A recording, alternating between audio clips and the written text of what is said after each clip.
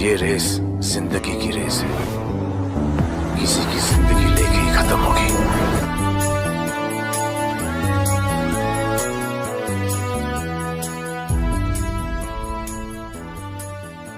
क्या स्पेशल तैयारी थी धूम 3 के ट्रेलर को लेकर? किसको मिलने वाले हैं सैटेलाइट राइट्स?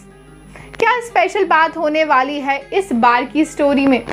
हेलो दोस्तों, आप सभी का पॉलीग्राफ स्टूडियोज में स्वागत है। मैं हूं आपकी होस्ट एंड दोस्त कनिष्का और मैं आपके लिए लेकर आई हूं धूम 4 से जुड़ी कई सारी अमेजिंग बातें जिनको जानकर आपका दिल पक्का खुश हो जाएगा। तो बिना किसी भी देरी के लाइक कीजिए हमारे इस वीडियो को। और हाँ, उससे भी पहले अगर आप सिनेमा की दुनिया से जुड़ना चाहते हैं और करना चाहते हैं काम, तो डिस्क्रिप्शन बॉक्स में दिए गए जॉब लिंक पर क्लिक ज़रूर कीजिए और इस अपॉर्चुनिटी का भरपूर फ़ायदा उठाइए।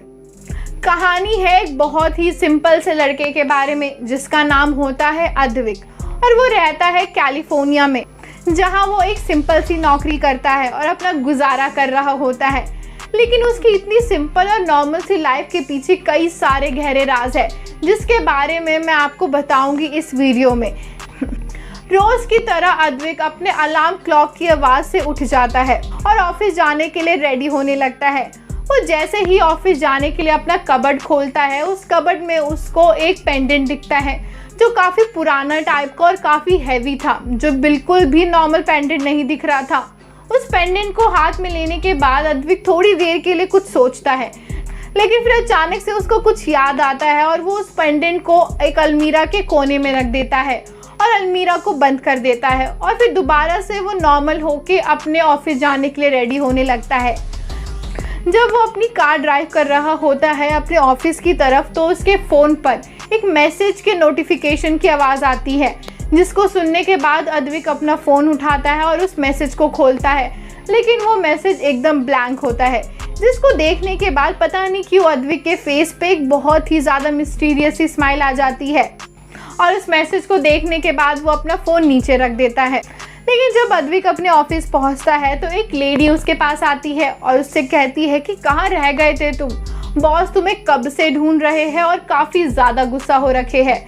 ये बात सुनने के बाद अद्विक उस लेडी के सामने तो थोड़ा डर जाता है, लेकिन उस लेडी के बाहर जाने के बाद उसके फेस पे एक बहुत ही अजीब सा एक्सप्रेशन आता है, जिसको वो कवर करके अपने बॉस के ऑफिस में जाता है, जहाँ पे घुसते के साथ ही उसका बॉस उसके फेस पर एक फाइल दे के मारता है और चिल्लाकर बोलता है कि ये क्या बकवास है, ऐसे काम करते हो तुम, सारे प्रपोजल्स गलत है, इसके लिए मैं तुम्हें फायर भी कर सकता हूँ।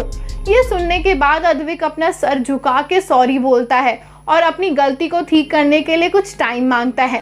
अद्विक के सॉरी बोलने पे और टाइम मांगने पे बॉस उसे कहता है, मैं तुम्हें 3 दिन दे रहा हूँ, 3 दिन के बाद ये फाइल मेरे टेबल पर होनी चाहिए, नहीं तो तुम्हारा टर्मिनेशन लेटर तुम्हारे टेबल पे होगा। ये बात सुनने के बाद अद्विक का थोड़ा मूड ऑफ हो जाता है और वो सीधा अपने टेबल पे बैठने चला जाता है, जहाँ पर बैठ के वो अपना फ़ोन निकालता है और एक बार फिर से वही ब्लैंक मैसेज देखने लगता है, जिसको देखकर जैसे वो कुछ सोच रहा हो कि बस कुछ टाइम और उसके बाद सब कुछ नॉर्मल हो जाएगा। अब पूरे दिन ऑफिस में काम करते करते अद्विक को पता नहीं चलता कि कब रात हो जाती है, लेकिन वो फिर जब अपना फ़ोन उठाता है और टाइम देखता है तो ऑफिस से बाहर निकल जाता है, जिसके बाद वो जाता है एक रेस्टोरेंट में, जहाँ पे वो खाने का ऑर्डर देता है। लेकिन जैसे ही एक वेटर उसका ऑर्डर लेके जाता है, वैसे ही दूसरा वेटर उसके टेबल पे एक बियर का ग्लास देके चले जाता है। लेकिन अद्विक ने तो वो बियर का ग्लास ऑर्डर किया ही नहीं था। लेकिन अद्विक उससे पहले कुछ बोल पाता, वो वेटर पहले ही वहाँ से चला जाता है। जब अद्विक उस बियर के ग्लास को उठाता है तो वो देखता है कि बियर के ग्लास के नीचे एक ब्लैंक पेपर रखा हुआ है, जिसको देखकर अद्विक को पहले तो अजीब लगता है, लेकिन फिर अद्विक उस ब्लैंक पेपर को उठाकर सीधे अपने पॉकेट में रख देता है और वहाँ से खाना खाकर निकल जाता है। रेस्टोरेंट से निकल के अद्विक सीधे अपने घर जाता है। अपने घर में जाने के बाद वो अपने हॉल में लगे टीवी को ऑन करता है और उस टीवी में ऐसी न्यूज़ आ रही होती है कि एक बहुत ही ज़्यादा कीमती वॉच चोरी हो चुकी है म्यूज़ियम से, जिसकी कीमत लगभग 800 करोड़ रुपए बताई जा रही थी। ये न्यूज़ सुनने के बाद अद्विक को पता नहीं क्यों खुशी मिल रही थी, जैसे कि वो इस चोरी के बारे में पहले से ही जानता हो।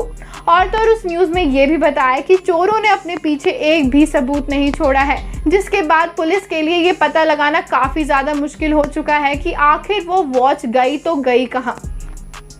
जब अद्विक ये न्यूज़ देख ही रहा होता है तो उसको अचानक से उस ब्लैंक मैसेज और उस ब्लैंक पेपर का याद आता है, जिसको लेने के लिए वो अपने रूम में चला जाता है। आखिर क्या राज है उस ब्लैंक पेपर और उस ब्लैंक मैसेज का, और कौन सा राज है अद्विक की नॉर्मल लाइफ के पीछे? इन सारे सवालों का जवाब मैं आपको ज़रूर दूंगी, लेकिन नेक्स्ट वीडियो में। तब तक के लिए आप हमें कमेंट्स में ये बताइए कि क्या कनेक्शन है उस ब्लैंक मैसेज और ब्लैंक पेपर का। तब तक के लिए बाय बाय दोस्तों।